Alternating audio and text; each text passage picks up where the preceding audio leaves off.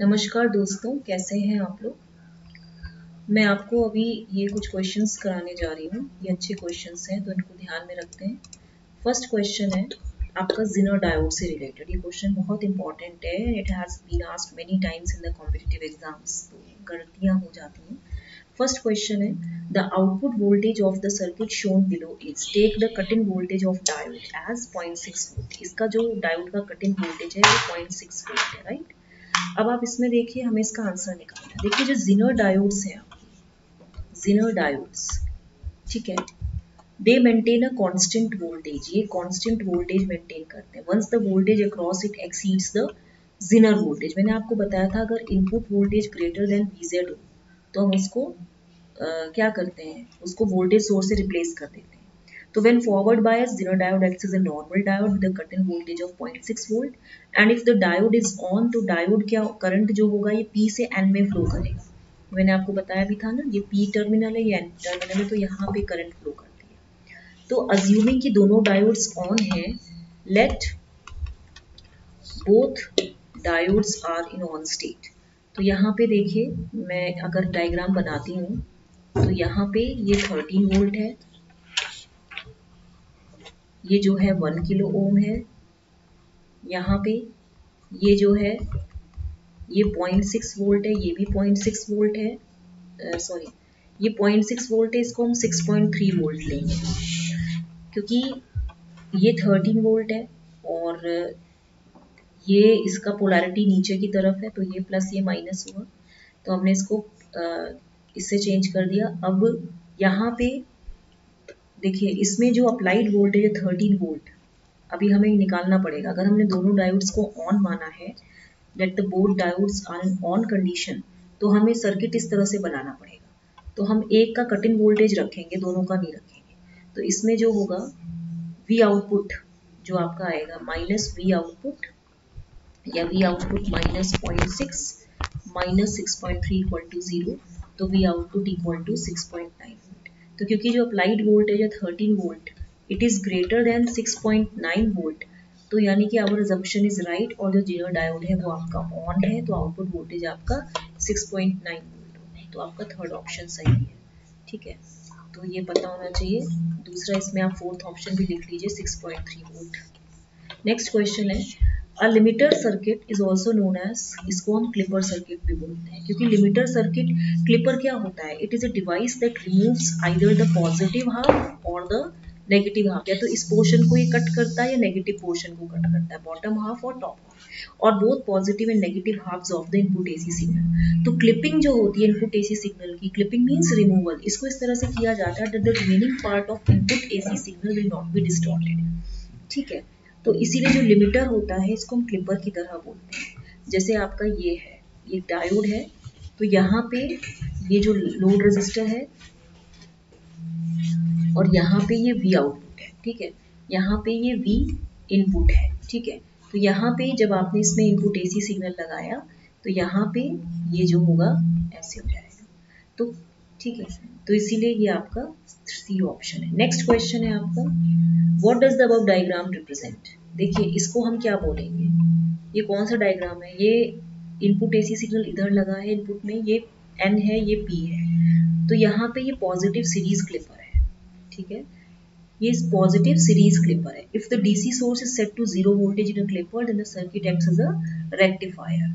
Next question है आपका ये question, the diode in the circuit shown has V on equal to 0.7 volt, ठीक है, but is ideal otherwise, ideal दिया है क्वेश्चन में। अब if V input is 5 sin omega t, the minimum and maximum values of V output in, देखिए इसके लिए आपको डायग्राम बनाना पड़ेगा कि जैसे ये V input है और यहाँ पे आपने ये 1K दिया, फिर यहाँ पे आपने ये भी 1K दिया, तो मैंने क्या किया, इसको ओपन सर्किट कर दिया, और यहाँ पे क्या है कि ये प्लस माइनस 2 वोल्ट है, ठीक है।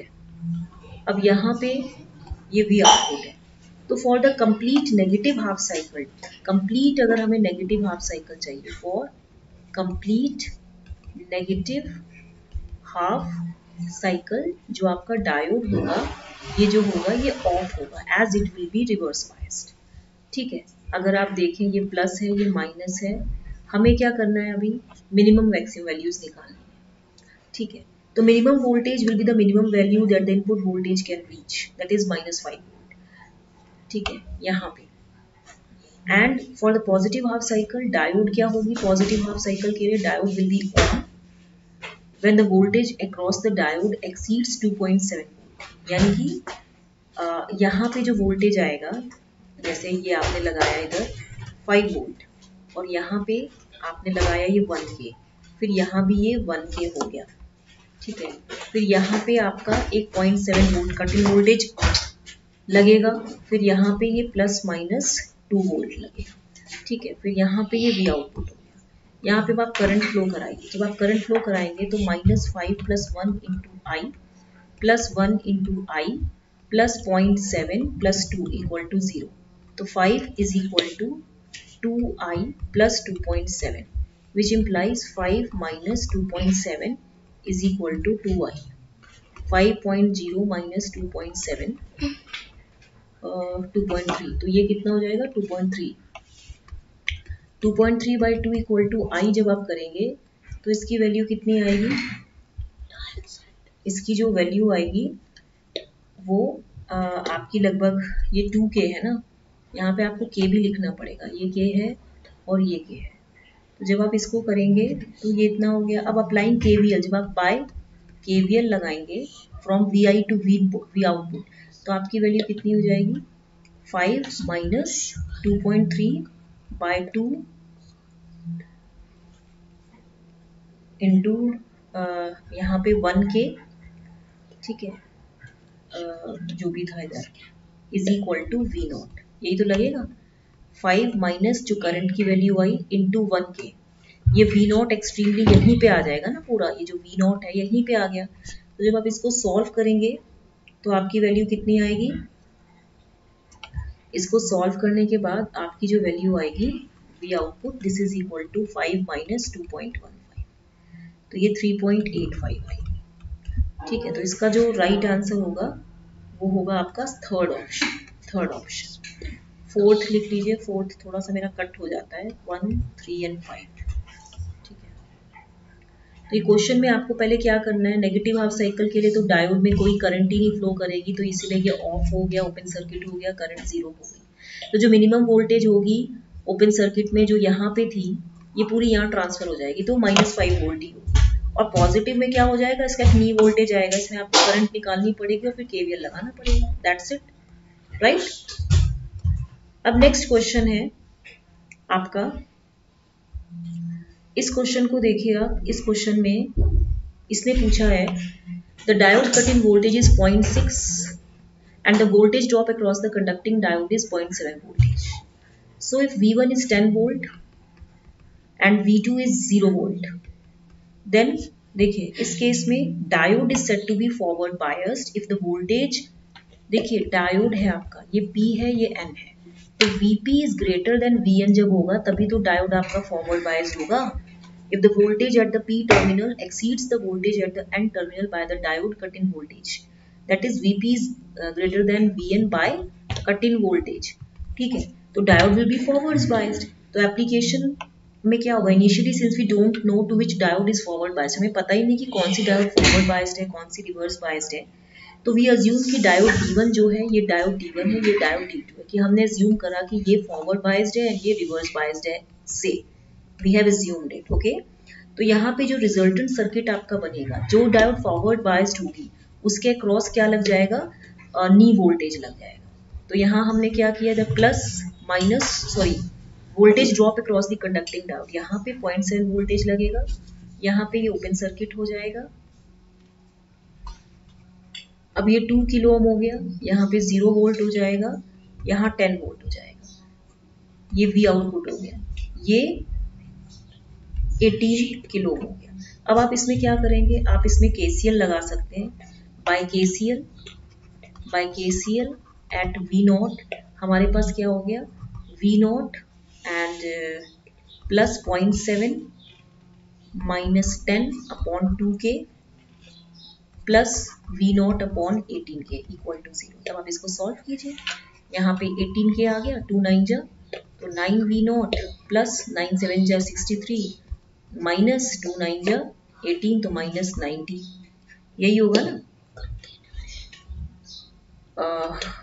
0.7 माइनस 10, आप इसको डायरेक्ट ऐसे भी लिख सकते हैं, सॉरी आप इसको लिख सकते हैं v0 माइनस 9.10 माइनस 10, 9.3.7 कितना होता है, ये 2k हो जाएगा, and plus v0 by 18k equal to 0, यही होगा ना।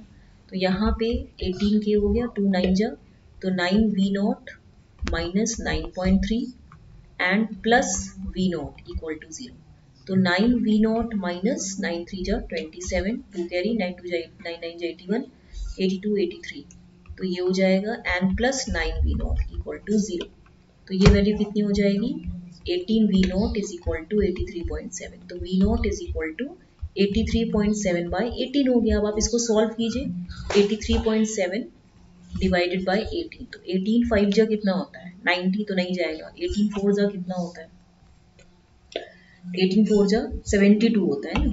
तो एक मिनट रुकिए, कुछ गड़बड़ लग रही है क्या मुझे, यहाँ पे क्योंकि 2k और 18k था ना, तो 9v0 minus 9.3 plus v0 equal to 0, तो हाँ ये तो 0 हो गया था, तो 9v0 minus 83.7 and O sorry ये गलती हो गई, ये प्लस v0, सॉरी इसी में गलती हो गई मेरे से, सॉरी। तो ये हो जाएगा 10v0 इज इक्वल टू 83। जब हम सॉल्व कभी भी कैलकुलेशन आप ओनली नहीं कर सकते, हमेशा आपको कॉपी और पेन निकालनी पड़ेगी। देखिए मुझसे गलती हो गई ना, तो अब मुझे लिख के पता चल रहा है, तो v0 इज इक्वल टू 8.37। तो आपका आंसर क्या हो जाएगा, आपका आंसर हो जाएगा ये वाला सेकेंड ऑप्शन होगा, your answer will be second. Okay, तो ये हो जाएगा। नेक्स्ट क्वेश्चन अब ये हम नेक्स्ट क्लास में करेंगे, क्योंकि न्यूमेरिकल्स थोड़े लेंदी हैं, तो आप इसको लाइक शेयर सब्सक्राइब करना मत भूलिएगा। Okay, thank you very much.